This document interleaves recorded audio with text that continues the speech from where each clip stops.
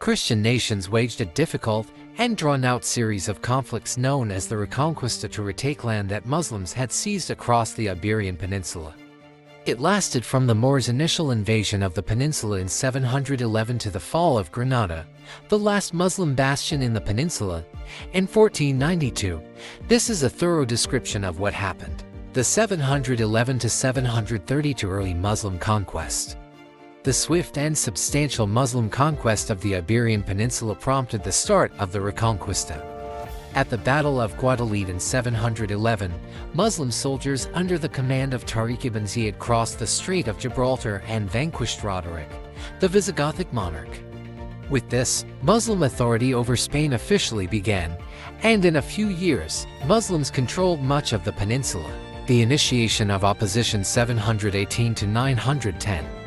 The first Christian enclaves in the north, particularly those in Asturias' hilly regions, provided the struggle against Muslim control. The Visigothic Lord Pelayo led his soldiers to their first major victory in the Battle of Covadonga in 718. Many people consider this fight to be the symbolic start of the Reconquista. Christian kingdoms like Leon, Castile, Navarre, and Aragon started to build and establish their dominance throughout the course of the following 2 centuries. These early initiatives, meanwhile, lacked coherence and were patchy. The Christian kingdoms ascent 910-1085. The Christian kingdoms had grown strong enough to mount more persistent offensives by the 10th century. The creation of the Kingdom of Castile and the rise of the Kingdom of Leon as a significant Christian power were 2 significant events that occurred during this time. When Toledo, a crucial cultural and geopolitical hub, was taken over by King Alfonso VI of Castile and Leon in 1085, it marked one of the main turning points. In addition to giving Christian forces a boost, Toledo's fall opened the door for the flow of ideas and cultural artifacts from the Muslim to the Christian worlds. The invasion of Almoravid and Almohad people 1086-12.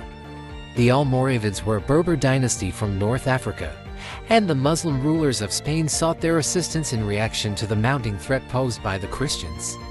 For a while, the Almoravids were effective in stopping the Christian expansion, but the local Muslim populace despised their authority. The Almoravids were succeeded by the Almohads, a different Muslim dynasty in North Africa, in the middle of the 12th century. At first, the Almohads were successful in regaining Muslim dominance, and in the Battle of Al-Artsos in 1195, they even overcame a Christian alliance. But the Christian kingdoms came together again, and at the Battle of Las Navas de Tolosa in 1212, they emerged victorious. The Muslim era in Spain came to an end with this fight, the last stage 1212 to 1492. Subsequent to their triumph at Las Navas de Tolosa, the Christian kingdoms advanced considerably.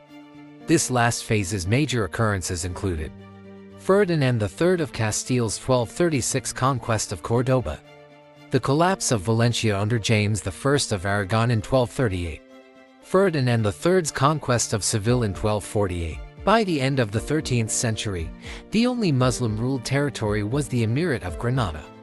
Granada's survival for over 2 centuries was based on its strategic relationships, internal strength, and tribute to the Christian countries. Granada's decline 1492.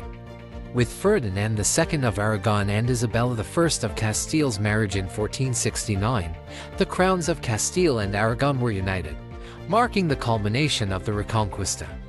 The Reconquista could not be completed without the political stability and resources brought about by this unity. The Catholic monarchs began their conquest of Granada in 1482. The 10-year struggle came to an end on January 2, 1492, when Granada submitted. Certain rights for the Muslim population were promised by the Treaty of Granada, but these assurances were quickly breached, resulting in forced conversions and the final expulsion of Muslims and Jews from Spain. The Reconquista was a sequence of conflicts, ceasefires, and intricate exchanges that took place over almost 8 centuries rather than a single, uninterrupted event. It changed the political, cultural, and theological climate of the Iberian Peninsula and brought about the unification of Spain as a Christian kingdom. Along with the conclusion of the Reconquista came the start of Spain's period of discovery and growth, epitomized by Ferdinand and Isabella's sponsored expedition of Christopher Columbus to the Americas in 1492. If you like the video, so please subscribe my YouTube channel.